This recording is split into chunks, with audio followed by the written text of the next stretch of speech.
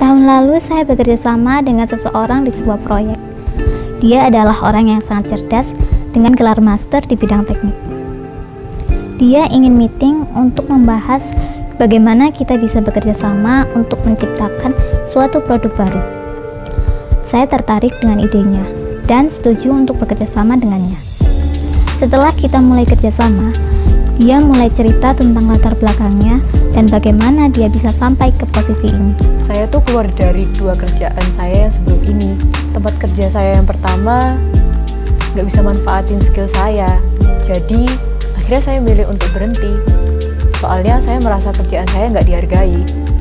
Pekerjaan kedua sedikit beda. Bos saya ini selalu nyalain saya kalau ada masalah di proyek. Dia nggak mau disalahin, dan saya terus yang jadiin kambing hitam. Jadi, ya saya mesti gimana lagi? Ya keluar aja. Mendengar cerita itu, ada perasaan tidak enak yang muncul di hati saya. Tetapi saya hanya abaikan. Saya berkata pada diri sendiri bahwa hal seperti itu wajar dan memang tidak semua orang cocok bekerja sebagai karyawan. Mungkin sekarang dengan dia di posisi pemimpin, situasinya akan berbeda. Selama proyek berjalan, saya tidak menerima update rutin dari dia tentang perkembangan proyek ini. Sekali lagi, saya berkata pada diri sendiri bahwa dia adalah seseorang yang ahli di bidangnya, dan mungkin dia memang punya cara tersendiri untuk menghandle pekerjaannya. Pasti semuanya akan baik-baik saja. Lagi-lagi salah. Namun, seiring dengan berjalannya waktu dan deadline proyek yang semakin dekat, saya masih saja tidak tahu apakah bagian pekerjaan dia sudah dikerjakan. Ketika saya mulai mempertanyakan kinerjanya, dia mulai beralasan. Tim saya nggak ngerjain bagian mereka. Saya juga nggak punya waktu. Komputernya juga rusak. Hati saya rasanya miris. Sudah terlambat untuk membatalkan proyek sekarang. Tidak ada pilihan selain tetap bergerak maju.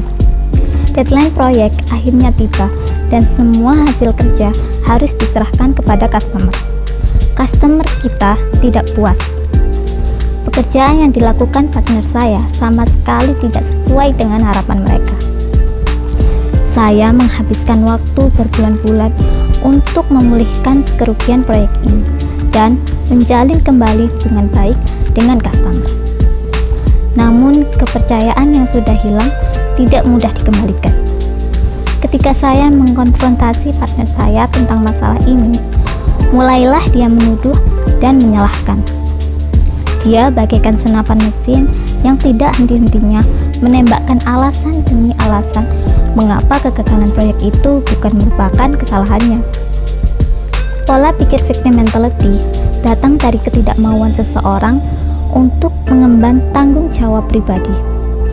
Orang-orang dengan victim mentality akan mencari hal-hal di luar diri mereka, entah itu orang lain, lingkungan, budaya, peraturan, sistem, atau bahkan nasib untuk dijadikan alasan ketika mereka berada dalam situasi yang tidak menyenangkan.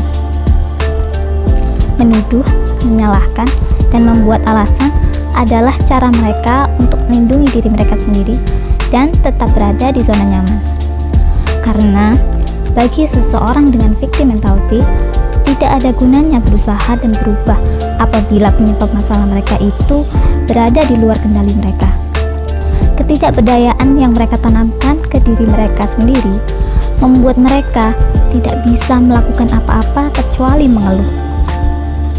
Kalau kamu merasa bahwa kamu atau orang yang kamu kenal mungkin memiliki victim mentality, simak konten ini sampai selesai, karena kami akan mengajarkan strategi tentang bagaimana kamu bisa mengatasi pola pikir victim mentality dan mengembangkan cara pandang yang lebih baik.